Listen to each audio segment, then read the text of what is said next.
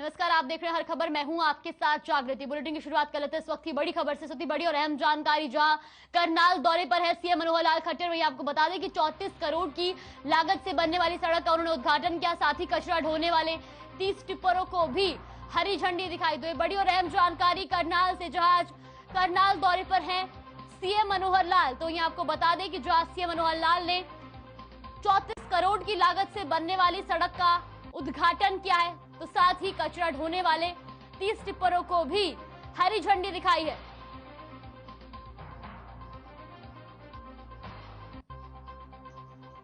तो ये बड़ी और अहम जानकारी, जहां आज करनाल दौरे पर है सीएम मनोहर लाल। तो यहाँ आपको बता दें कि जहां सीएम मनोहर लाल ने आज करनाल में 34 करोड़ की लागत से बनने वाली सड़क का उद्घाटन किया है, तो साथ ही आपको जानकारी दे दें कि कचरा ढोने वाले 30 टिप्परों को भी हरी झंडी दिखाई है।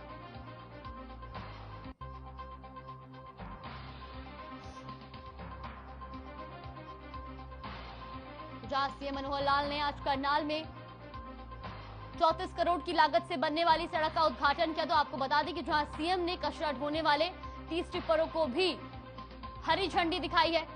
तो आज करनाल दौरे पर है सीएम मनोहर लाल।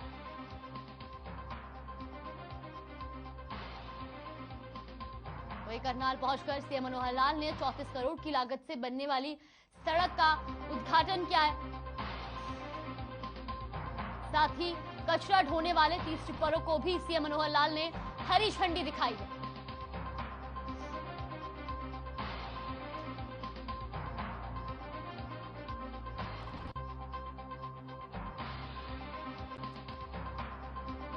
तो बड़ी और अहम जानकारी करनाल से, जहां करनाल दौरे पर हैं प्रदेश के मुख्यमंत्री सीएम मनोहर लाल।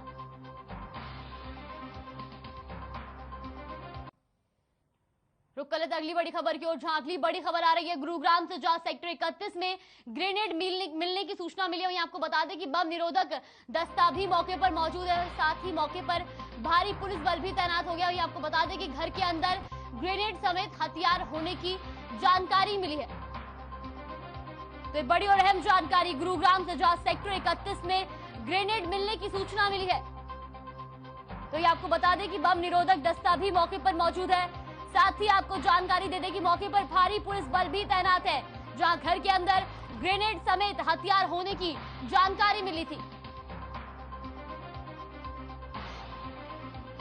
तो इस वक्त की बड़ी और अहम जानकारी गुरुग्राम से, जहां सेक्टर 31 में ग्रेनेड मिलने की सूचना मिली है। तो इस मौके पर भारी पुलिस बल भी तैनात है, जहां बम निरोधक दस्ता भी मौके पर मौजूद है। वहीं आपको बता दें कि घर के अंदर ग्रेनेड समेत हथियार होने की जानकारी मिली थी। वहीं सूचना के बाद जहां मौके पर अब भारी पुलिस बल भी तैनात किया गया है। साथ ही बम निरोधक दस्ता भी मौके पर मौजूद है। तो आपको बता दें कि जहां गुरुग्राम के सेक्टर 31 में ग्रेनेड मिलने की सूचना मिली, जिसके बाद मौके पर भारी पुलिस बल तैनात है। तो वही आपको बता दें कि घर के अंदर ग्रेनेड समेत हथियार होने की जानकारी मिली।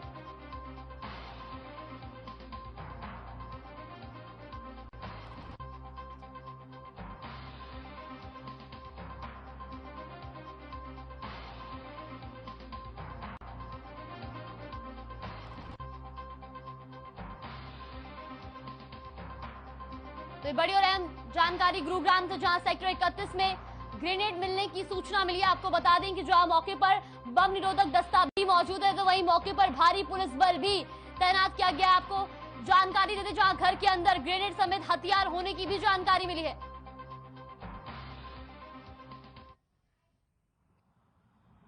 हमारे को यहाँ इन्फॉर्मेशन मिली थी कि एक सुनसान घर है और उसके अंदर कुछ एम्युनिशन होने की संभावना है। तो हमारी एसीपी साहब टीम के साथ और जो हमारी बम डिस्पोजल टीम है वो अंदर लगातार काम कर रही है और उस पर भी कार्रवाई चल रही है।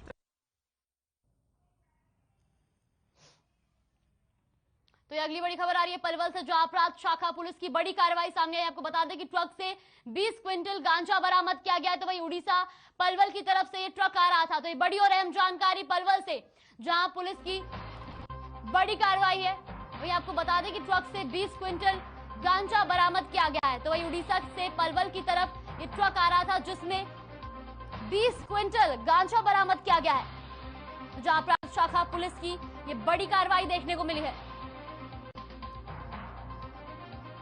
जहां उड़ीसा से पलवल की तरफ आ रहे ट्रक से 20 क्विंटल गांजा बरामद किया है। तो एक बड़ी और अहम जानकारी पलवल से, जहां आपको बता दें कि अपराध शाखा पुलिस की बड़ी कार्रवाई देखने को मिली है। जहां पुलिस ने उड़ीसा से पलवल की तरफ आ रहे एक ट्रक से 20 क्विंटल गांजा बरामद किया है।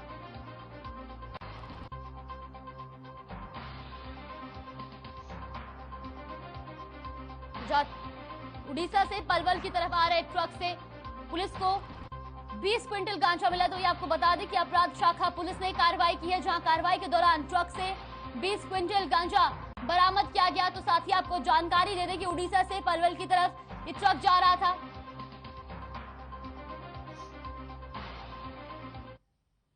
वही अगली बड़ी खबर है, जहां रूस और यूक्रेन के बीच युद्ध जारी है। तो यहाँ आपको बता दें कि यूक्रेन में रह रहे एक भारतीय की मौत भी हो गई है। वही कर्नाटका का रहने वाला था मृतक नवीन।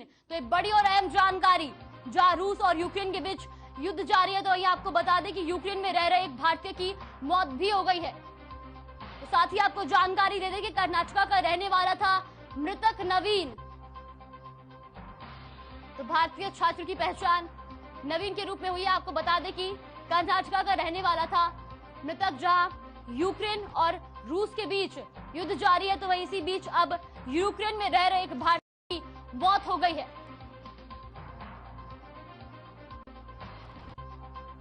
बताया जा रहा है कि मृतक कर्नाटका का रहने वाला था और जिसका नाम नवीन बताया जा रहा है। तो एक बड़ी और अहम जानकारी, क्योंकि रूस और यूक्रेन के बीच लगातार युद्ध जारी है। इस बीच जहां भारतीय छात्रों को लाने का भी लगातार ऑपरेशन जारी है। तो इसी बीच अब एक भारतीय छात्र की मौत भी हो गई है। वहीं देश भर में आज महाशिवरात्रि की धूम है, जिसके चलते मंदिरों में शिव के भक्तों का तांता लगा है। लोग सुबह से ही शिव की पूजा अर्चना करने पहुंच रहे हैं और मंदिरों में पहुंचकर जलाभिषेक कर रहे हैं। तो ये आपको बता दें कि हिंदू धर्म में महाशिवरात्रि को बहुत बड़ा दिन माना जाता है। इस दिन भक्त पूरे विधि विधान से बाबा महादेव की पूजा अर्चना करते हैं और इस दिन भक्त व्रत रखकर अपने आराध्य का आशीर्वाद प्राप्त करते हैं। इसके साथ ही मंदिरों में शिवलिंग का जलाभिषेक दिन भर होता है। आपको ये भी बता दें कि शिवरात्रि फागुन महीने के कृष्ण पक्ष की चतुर्दशी को मनाई जाती है। जहां महाशिवरात्रि का पावन पर्व है, तो वही सुबह से मंदिरों में भक्तों का तांता लगा हुआ है। देश भर में महाशिवरात्रि की धूम देखने को मिल रही है।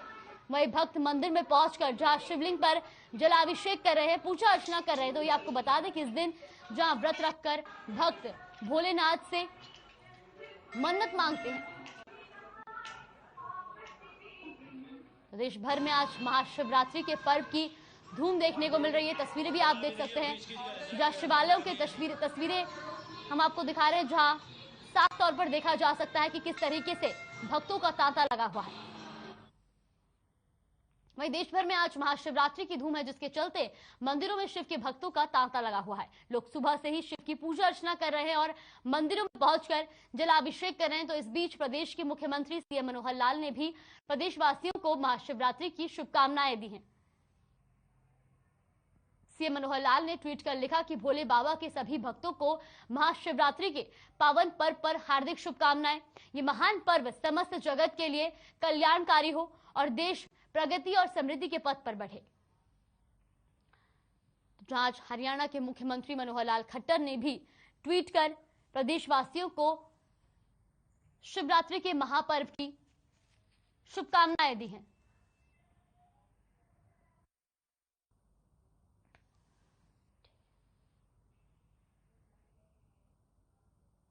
तो सीएम ने ट्वीट कर यह भी लिखा कि यह महान पर्व समस्त जगत के लिए कल्याणकारी हो तथा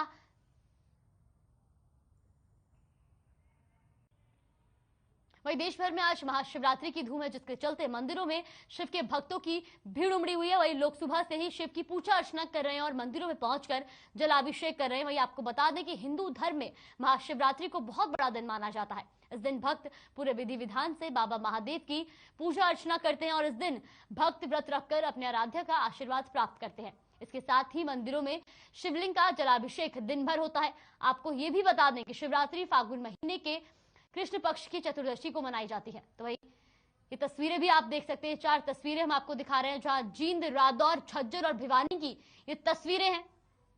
तो ये आप देख सकते हैं कि शिवालय में किस तरीके से भक्तों की भीड़ उमड़ी हुई है, भक्तों का तांता लगा हुआ है और भक्त सुबह से ही जहां शिवलिंग पर जलाभिषेक करने के लिए, पूजा अर्चना करने के लिए शिव मंदिरों में पहुंच रहे हैं। लंबी लंबी कतारों में भक्त लगे हुए हैं क्योंकि कोरोना काल के बाद अब पूर्ण रूप से मंदिरों को भी खोल दिया गया है। तो ऐसे में जहां सुबह से ही मंदिरों में भक्तों की भीड़ देखने को मिली, तो चारों तस्वीरें भी साफ तौर पर बता रही हैं किस तरीके से भक्त हर्षोल्लास के साथ महाशिवरात्रि मना रहे हैं। वहीं पलवल में महाशिवरात्रि का पर्व बड़े ही उत्साह हर्षोल्लास के साथ मनाया जा रहा है। सुबह 6 बजे से ही मंदिरों में भक्तों का तांता लग गया है और मंदिरों के शिवालय बम बम भोले के जयकारों से गूंज उठे हैं। तो वही आपको बता दें कि श्रद्धालुओं ने भगवान शिव का जलाभिषेक कर अपने व्रत का शुभारंभ किया। बता दें कि मंदिरों में महाशिवरात्रि पर्व के उपलक्ष्य में विशेष पूजा अर्चना की गई। तो सबसे ज्यादा भीड़ ऐतिहासिक पंचवटी मंदिर और जंगेश्वर महादेव मंदिर में देखी गई, जहां मंदिरों के बाहर प्रसाद, फूल और अन्य सामान की जमकर बिक्री हुई। तो तस्वीरें भी आप देख सकते हैं जहां पलवल के शिवालय की तस्वीरें हम आपको दिखा रहे हैं। साफ तौर पर देखा जा सकता है कि किस तरीके से मंदिर में शिव भक्तों की भीड़ उमड़ी हुई है।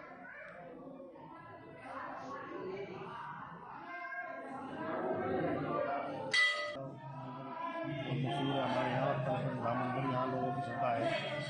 भगवान अपनी खुशी से आ रहे हैं।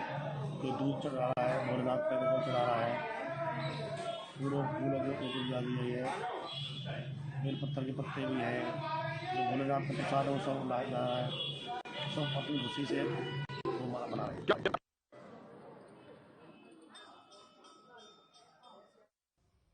फतेहाबाद में धूमधाम और श्रद्धा से महाशिवरात्रि पर्व मनाया गया, जहां आपको बता दें कि पूरे देश में ही सुबह से ही श्रद्धालु शिवालयों में जलाभिषेक के लिए पहुंचे। तो वही श्रद्धालुओं में पर्व को लेकर काफी उत्साह दिखा।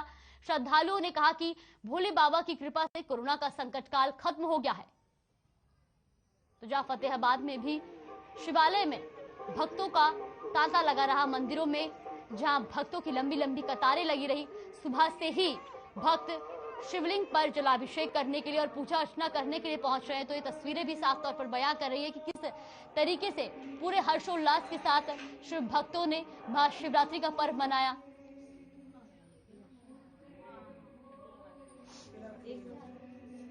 जो महापर्व महाशिवरात्रि है, साल में एक बार आती है।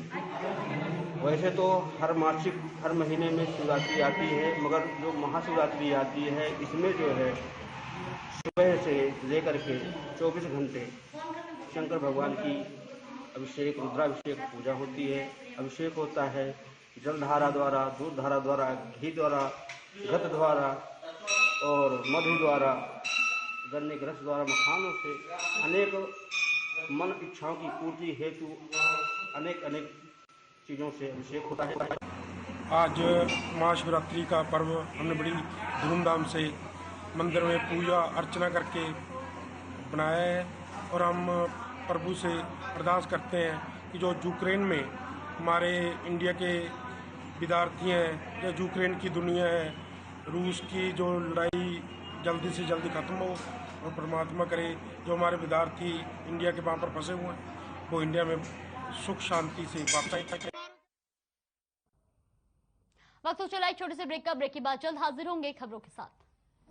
ब्रेक के बाद स्वागत है आपका। चलिए रुक कर देते हैं खबरों की ओर, जहां खबर हिसार से है, जहां रायपुर गांव की बेटी ईशा देर रात सकुशल घर लौटी, जिसके घर लौटने पर परिजनों ने खुशी जाहिर की। वह आपको बता दें कि बेटी के वापस आने पर इस दौरान ईशा और उसके परिवार ने केंद्र सरकार का धन्यवाद भी किया। वह ईशा ने बताया कि भारत आने के लिए 25 फरवरी को यूक्रेन से चले थे और देर शाम वो कल घर लौटी है। वहीं आपको बता दें कि उन्होंने कहा कि अपने अनुभव साझा करते हुए ईशा ने बताया कि ईवान शहर में 2 ब्लास्ट हुए, जिसके कारण वहां दहशत का माहौल बना हुआ है।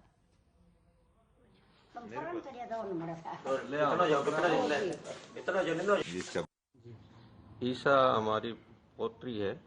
ये इवानो यूक्रेन के अंदर MBBS की स्टडी करने के लिए भेजी थी। इसका 3rd ईयर है। पहले स्टडी बहुत बढ़िया तरीके से चल रही थी, लेकिन यूक्रेन और रूस का अटैक के समय ये प्रॉब्लम आई है। सरकार ने भी अब मदद की है, हम सरकार का धन्यवाद करते हैं कि वो अपने खर्चे पर बच्चों को लेके आई है। एम्बेसी ने बहुत हेल्प की, रोमानिया एम्बेसी बहुत उन्होंने बहुत ज़्यादा हेल्प की, सबसे ज़्यादा उन्होंने हेल्प की। यूक्रेनियन एम्बेसी ने थोड़ा स्लो किया, बहुत स्लो किया। 3 एडवाइजरी दी उन्होंने निकलने के लिए। पहले बोला कि मर्जी है निकलना है, नहीं निकलना है तुम्हारी मर्जी है। दूसरे टाइम में बोला कि ठीक है निकल जाओ, हम यूनिवर्सिटी से बात करेंगे, बट हमारी यूनिवर्सिटी ने ऑनलाइन नहीं की तो हम लोग नहीं निकल सकते थे। अगर हम निकलते तो हमारा रीवर्क लगता और जिसका फाइन होता है हमेशा, तो बस इसलिए नहीं निकले। यूक्रेन और रूस में चल रहे युद्ध के दौरान भारी संख्या में भारत के विद्यार्थी और अन्य लोग फंसे हुए हैं। हालांकि कई जहाज विद्यार्थियों को लेकर लौट रहे। वहीं यूक्रेन में फंसी छात्रा यमुनानगर पहुंची, जहां एमबीबीएस की छात्रा ने बताया कि वह युद्ध के दौरान परेशानी की हालत में थे और भारत सरकार और भारतीय दूतावास ने किस तरह से उनकी मदद की और उन्हें सकुशल यहां पहुंचाया। छात्रा के पिता सरदार सुखविंदर सिंह का कहना है कि वह भारत सरकार, यूक्रेन विश्वविद्यालय और भारतीय दूतावास का धन्यवाद करते हैं, जिन्होंने उनकी बेटी को सकुशल भारत लाने में मदद की। तो जहां यूक्रेन से यमुनानगर की भी छात्रा वापस पहुंची, आपको बता दें कि जहां एमबीबीएस की छात्रा वहां से लौटी है, तो वही उन्होंने भारतीय सरकार और दूतावास का भी शुक्रिया किया है।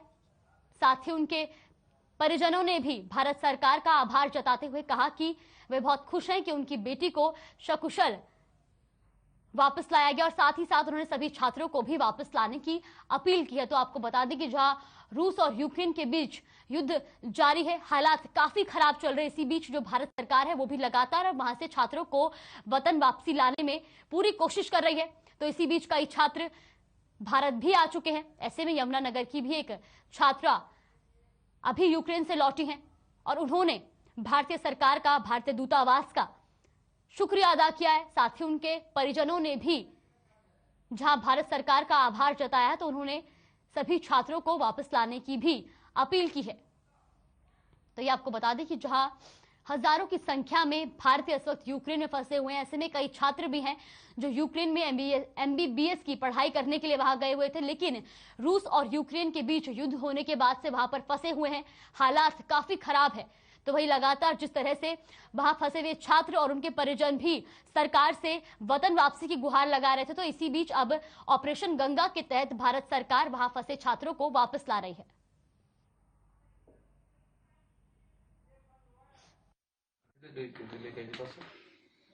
उज्जवल नेशनल मेडिकल यूनिवर्सिटी की स्टूडेंट हूँ। मैं फर्स्ट ईयर की स्टूडेंट हूँ। हम वहाँ पे अपना फर्स्ट सेमेस्टर कंप्लीट कर चुके थे। सेकंड सेमेस्टर की स्टार्टिंग में हमें रशिया और यूक्रेन की टेंशन बढ़ने लगी, तो हमें थोड़ी दिक्कत होने लगी वहाँ पर। तो इसलिए हमारी यूनिवर्सिटी ने हमारा सेकंड सेमेस्टर ऑनलाइन कर दिया और हमें घर जाने के लिए एडवाइस किया। लेकिन वहाँ पर इस 26 फेब को फ्लाइट्स बंद होने के कारण हम अपनी टिकट्स बुक नहीं करवा पाए। तो इसी वजह से हमारी यूनिवर्सिटी ने हंगरी इंडियन एम्बेसी से कांटेक्ट किया और हमें वहाँ पर बाय रोड हंगरी बॉर्डर तक पहुँचाया गया। तो हंगरी बॉर्डर से हम वहाँ के एयरपोर्ट बुदापेस्ट पे पहुँचे और फिर उसके बाद हमारे वहाँ से फ्लाइट हुई। मेरी बेटी दमनप्रीत कौर, जो कि यूक्रेन के अजरोड नेशनल यूनिवर्सिटी में पढ़ने के लिए एमबीबीएस पढ़ाई के लिए गई थी।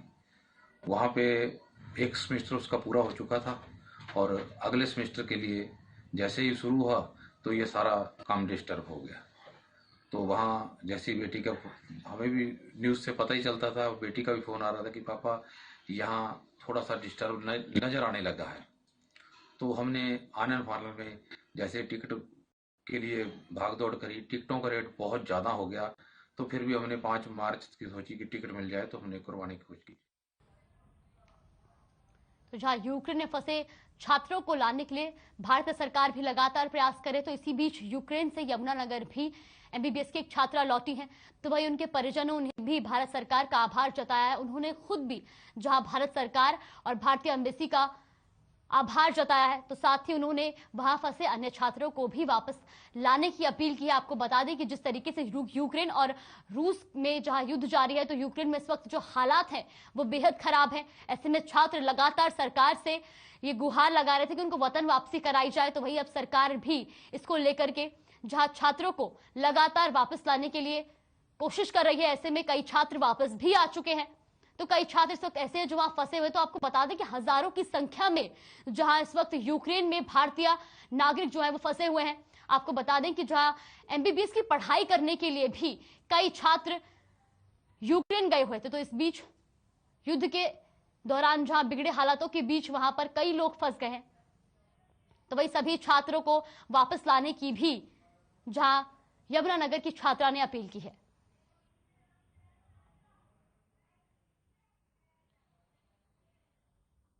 वही हमारे साथ आज यमुनानगर से दमनप्रीत कौर जुड़ गई जो कि हाल ही में यूक्रेन से लौटी हैं। तो दमनप्रीत, सबसे पहले तो मैं आपका बहुत बहुत स्वागत करना चाहूंगी और मेरा पहला सवाल आपसे यही है कि कैसा महसूस हो रहा है आपको, अब भारत आप वापस लौट गई हैं? भारत आके ऑब्वियसली मुझे काफी अच्छा महसूस हुआ, अपने पेरेंट्स से मिलके, लोग यहाँ के लोगों से मिलके काफी अच्छा महसूस हुआ। लेकिन ये और अच्छा महसूस होगा जब मेरे साथ के सारे इंडियन स्टूडेंट्स अपने देश वापस पहुंच जाएंगे तो और अच्छा महसूस होगा। जी दमनप्रीत, वैसे तो वहां पर इस वक्त कई हजारों की संख्या में वहां पर भारतीय फंसे हुए, लेकिन क्या आपके साथ के भी है, जो आपके दोस्त होंगे, क्या वो भी अभी वहीं पर ही फंसे हुए हैं? मेरे साथ के तो मोस्टली मेरे साथ के सारे स्टूडेंट्स या जो मेरे फ्रेंड्स थे वो वापस आ चुके हैं इंडिया उस रोड से। लेकिन मेरी एक फ्रेंड है जो विनित्सा यूनिवर्सिटी में पढ़ती थी, वो भी रोमानिया बॉर्डर पे है, वो अभी तक वापस नहीं आई। मैं उसके लिए विश करती हूँ कि वो जल्दी वापस आए। जी दमन, जब आप वहां से निकली थी तो उस वक्त वहां पर कैसा माहौल था? जब 26 फेब को वहाँ पर 24 फेब को जब वहाँ पर अटैक हुआ तो वहाँ पे बहुत पैनिक का माहौल था जी। उस रोड में अभी तक कोई अटैक नहीं हुआ था तब तक, लेकिन हमारे उस रोड के पास टर्नोपिल में और इवानो में अटैक हो चुका था, तो वहाँ पे अभी काफी पैनिक का माहौल था जी। तो इसी पैनिक के माहौल में हमें काफी डर गए थे। लाइक सभी न्यूज चैनल्स पे दिखाया जा रहा था, काफी डर का माहौल बन चुका था वहाँ पे इस कारण।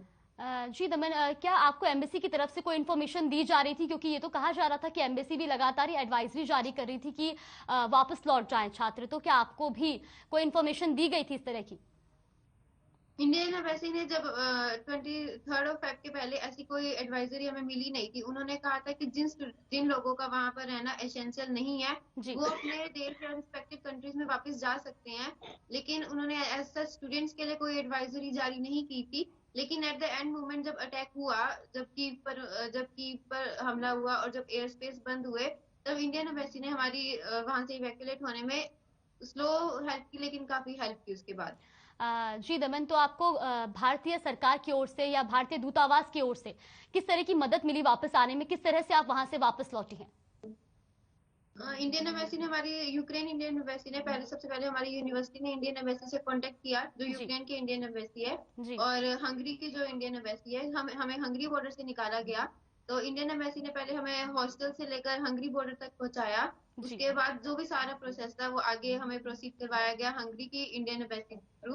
उन्होंने हमारे लिए फूड अवेलेबल करवाया, हमारे लिए ट्रांसपोर्ट अवेलेबल करवाया और हमारे कंफर्ट जोन उन्होंने काफी इंश्योर किया कि हम कंफर्टेबल और सेफली अपने घर पहुंचे। दमन, ये भी जानना चाहेंगे कि जिस बीच आप लोग वहां पर फंसे रहे, उस बीच आपको बेसिक नीड्स जो होती हैं या खाने पीने की जो जरूरतें होती हैं या पैसे, उस तरीके की जो जरूरतें थी वो किस तरीके से आपकी पूरी की जा रही थी, मतलब किस तरीके से आपको हेल्प मिल रही थी? 26 फेब को ऐसा हुआ कि जब अटैक हुआ, पैनिक का माहौल था, तो सभी ने सबसे पहले यही सोचा कि अभी वॉर क्राइसिस में सबसे पहले हमें फूड की शॉर्टेज होएगी। तो हम सबने सोचा कि सबसे पहले मार्केट्स अभी शायद खुली हो, हमें नहीं पता था कि मार्केट्स खुली होंगी, शॉप्स ओपन होंगी कि नहीं। तो हम सबने सोचा कि हम जितने बिस्किट, ब्रेड, लाइक ये जो बेसिक नीड्स हैं उन्हें लेके आके जा सके, ताकि वो अगर क्रिटिकल कंडीशंस भी होती है तब भी हम यहाँ पे सर्वाइव कर सके। लेकिन उस दिन ऐसा हुआ कि साइबर अटैक की वजह से हम सबके कार्ड्स वहां पर वर्किंग नहीं कर पाए, जिसकी वजह से पैनिक का माहौल और ज्यादा हो चुका था। दमन, वहां पर जो लोकल सिटीजन है यूक्रेन के या जो यूक्रेन आर्मी है, उन लोगों से आपको किस तरह की मदद मिल रही थी? उस रोड में अभी तक यूक्रेन आर्मी अभी तक ऐसा देखी नहीं गई थी, क्योंकि उन सबको अपॉइंट किया गया था बॉर्डर्स पे या कीव पे जी। लेकिन वहां पर जो लोकल पीपल थे वो काफी हम्बल थे, काफी हेल्पिंग थे। लाइक हमारे हॉस्टल के सामने एक कारजीन था, वहां पर एक लेडी थी, उन्होंने हमें आश्वासन दिया कि आप सब पैनिक ना होए, अगर इमरजेंसी की कोई भी दिक्कत होती है तो वो हमें पूरी तरह से हेल्प करेंगे। लाइक वो हमें फूड और वाटर की शॉर्टेज नहीं होने देंगे। जी दमन, आपकी रेसिडेंस से आपको कौन से बॉर्डर पर ले जाया गया, जिस तरह से आप फिर भारत पहुंची, तो किस बॉर्डर पर आपको ले जाया गया था? हमें हंगरी बॉर्डर से इवैक्यूएट करवाया गया था, जी। जो हमारे हॉस्टल से ऑलमोस्ट 35 किलोमीटर दूर थी। तो दमन, इस वक्त वहां पर क्या हालात है खाने पीने की? जिस तरीके से जरूरत है, ये तो बेसिक नीड्स है, हर किसी को इसकी जरूरत होती है, तो इस वक्त वहां पर क्या हालात है? अभी वहाँ पे काफी क्रिटिकल कंडीशंस हो चुकी है। लाइक अभी तो उस रोड में कीव में हर जगह काफी क्रिटिकल कंडीशंस हो चुकी है। लाइक फूड और वाटर शॉर्टेज की काफी प्रॉब्लम है। मोस्टली बच्चे वहाँ पर, जैसे अभी इंडियन एम्बेसी ने एडवाइजरी जारी की है कि कीव छोड़ दी जाए, तो इस हालात में वो अपने साथ ज्यादा फूड भी स्टोर नहीं कर सकते, क्योंकि उन्हें जल्द से जल्द वहां से निकलना है।